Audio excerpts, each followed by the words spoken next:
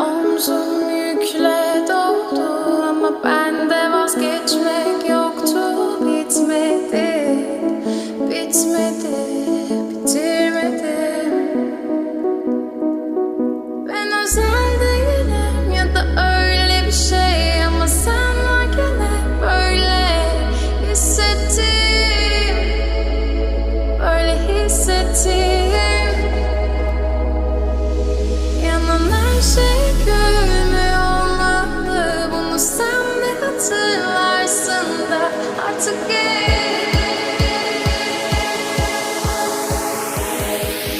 böyle hissettim.